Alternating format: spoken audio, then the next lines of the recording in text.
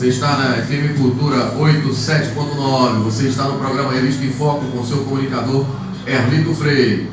E agora, primeiro, debate em foco. Messejana, meu amor. É com prazer que apresento a vocês hoje Paulo Assunção, produtor cultural, e também o poeta Edmar de Freitas.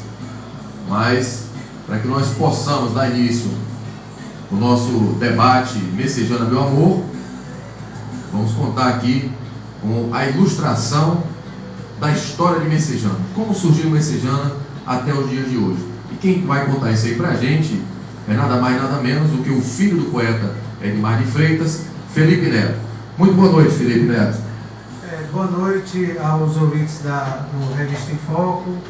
Agradecer ao radialista Erlito Freire pela oportunidade de dar espaço para que pessoas de Messejana, verdadeiramente preocupadas com a situação, a história de Messejana, possam conversar com a população e demonstrar a importância daquele lugar, não só para a Fortaleza, mas para o contexto cearense.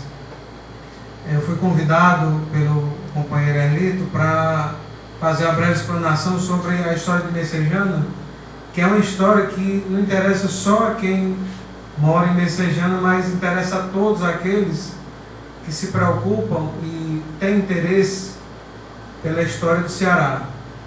Isso porque a história de Messejana está intrinsecamente ligada à formação do nosso Estado, e a partir dela se irradiou diversos acontecimentos que ainda hoje ecoam na nossa história e influenciam nossas vidas. Para iniciar essa ilustração, como bem falou o Erlito, é preciso que a gente remonte à época da formação do Ceará, com a chegada do colonizador português. Apesar de incursões de outros conquistadores de outras partes do mundo, é sabido que a predominância foi por parte daqueles vindos de Portugal, e isso ocorreu em nossa região por volta de 1603, com a chegada do comandante Pero Coelho. Ele incursionou pelo nosso território, mas não logrou êxito em constituir um povoamento, uma comunidade que vigorasse. É fatídico também para os relatos sobre Messejana a passagem de uma comitiva catequética liderada pelo padre Luiz Figueiredo e Francisco Pinto, que inclusive dá nome ao movimento de emancipação, que apesar de que esse grupo não tenha fundado Messejana, como muitos acreditam e defendem, mas eles contribuíram não só para a formação, não para a formação de Messejana em si, mas para a formação de um povoamento, de uma organização no litoral cearense.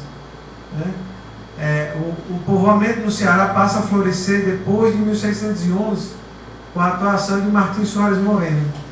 E é aí que nasce a semente, e é aí que está plantada a semente de Messejana. Martim Soares Moreno, com a ajuda de nativos vindos da região do Aracati, constitui um forte no litoral de Fortaleza e convida esses nativos, que nós costumamos chamar de índios, a viverem nos arredores daquele forte. Passado o domínio holandês e todas as batalhas ocorridas nesse contexto, com a retomada do domínio português do território cearense, essas aldeias que viveram ao redor do forte no litoral cearense, forte esse que deu origem depois à cidade de Fortaleza, mas essas aldeias se deslocaram para o que a gente conhece hoje como Mundubim, e lá formaram o Arraial do Bom Jesus da Parangaba, por volta de 1680. E a partir de então, florescendo essa comunidade e aumentando exponencialmente sua população, naturalmente ela criou raízes criou aprofundamentos dentro do território, e por volta de 1690, um destacamento dessa aldeia ganhou da coroa de Portugal o direito de habitar a região que a gente conhece como Palpinha. E esse foi o primeiro núcleo que favoreceu o povoamento de Messejana. E a partir de então, com a incursão de colonos naquela região e a sua relação com os nativos, foi que em 1º de janeiro de 1760, a coroa portuguesa entendeu que se deveria fundar ali uma vila, uma unidade administrativa que organizasse a vida social. Foi daí então que nasceu a Messejana que nós conhecemos. Existiu uma discussão em Messejana, inclusive com historiadores importados, por pessoas que tentam sequestrar a história de Messejana para si, por interesses pessoais, ou enfim, tentando defender que Messejana tem 400 e alguns anos, o que não é verdade. Nós defendemos, e defendo como presidente da Associação de Moradores de Messejana, como historiador nascido em Messejana, que nós devemos respeitar nossa história para que nós entendamos o porquê de nós estarmos ali, porquê de nós estarmos enfrentando os problemas que nós enfrentamos e o porquê de amarmos tanto aquela terra. Felizmente, existe a resistência, existe verdadeiros messejanenses e messejanenses que defendem a real história de Messejana e têm progredido no sentido de que a população em geral conheça essa história. A partir de 1º de janeiro de 1760, a história de Messejana se desenrolou com muito sucesso e com muitos fatos que fazem-nos orgulhar de morar naquela terra. Existem aqueles fatos que nos deixam tristes, mas esses nos servem de exemplo. Infelizmente, em 1839, Messejana perde a sua autonomia. Mas dentro de todo esse arcabouço histórico, desse período de 1760 a 1839, nós fomos considerados o maior produtor de cana-de-açúcar. Nós fomos uma das vilas que apoiou a Confederação do Equador, movimento contra o Império Brasileiro, que queria separar o Nordeste, queria se tornar independente. Marca do povo messejanense que sempre se demonstrou ter muita personalidade com relação aos seus ideais, aos seus anseios, mas infelizmente em 1939 nós perdemos essa autonomia e pela primeira vez passamos a ser território de Fortaleza. Passamos um tempo e voltamos a ter autonomia em 1878. A partir de 1878 é que Messejana recebeu, por exemplo, o mercado de Messejana, o cemitério, todos datam desse período.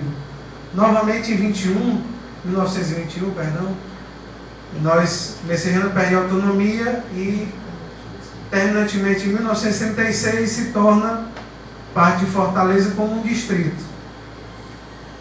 E a partir de então, nós fazemos parte da história da nossa capital, sem que a história gloriosa de Messejana seja apagada. Prova disso é um dos seus principais símbolos, que é o escritor José de Alencar, que deu uma contribuição indelével à literatura nacional, sendo estudado em todas as partes do mundo e sendo considerado um dos principais autores românticos do planeta. Saído aqui de Messejana, às vezes as pessoas não conhecem a história, pensam que história é só para estar em livros ou para se estudar na escola, quando na verdade nos ajuda, em muitos casos, de forma até a melhorar a questão da renda, através do turismo, através da oferta de educação, de cultura às pessoas. Conhecer a história é importante. E conhecer a história do seu lugar é mais importante ainda, porque lhe dá aquele orgulho, lhe dá aquela força para lutar por melhorias. Messejana é como nasceu em mim e eu nasci nela. Eu nasci na maternidade que hoje não existe mais em Messejana, infelizmente. Mas graças a Deus meus pais me deram esse presente de poder nascer lá, de estudar lá a minha vida toda. E tenho muito orgulho de hoje, mesmo com as dificuldades que a gente sofre lá no movimento comunitário, com a atuação muitas vezes vigarista de algumas pessoas que têm o pueril princípio de se manter no poder, usarem aquela terra para objetivos que não estão ligados ao interesse do povo. Nós estamos lá, eu como cidadão simples comum, lutando para que eu, meu filho, a minha família, todos os meus amigos, vizinhos, que eu conheço, que eu não conheço, tenham a oportunidade de viver numa terra que respira cultura, que tem todo um potencial para crescer, para receber grandes investimentos, e hoje não está tendo essa atenção, porque as pessoas que poderiam e têm as ferramentas para fazer isso são pessoas incapacitadas, inépteis e que não têm a mínima preocupação com a Messejana do amanhã, só se preocupam com a sua situação pessoal de hoje. Mas estamos lá, estamos na luta, e eu, como messejanense, graças a Deus, estou à disposição sempre que precisar, Elite, a todos que estão ouvindo, para em qualquer campanha em favor de Messejana, estar nas primeiras linhas de luta em favor de todos aqueles e aquelas que moram ali, que amam aquela terra. Obrigado. Ok, agradecemos aí a explanação do escritor Felipe Neto, e estamos encerrando aqui o primeiro bloco do grande debate em foco, Messejana, meu amor. Voltamos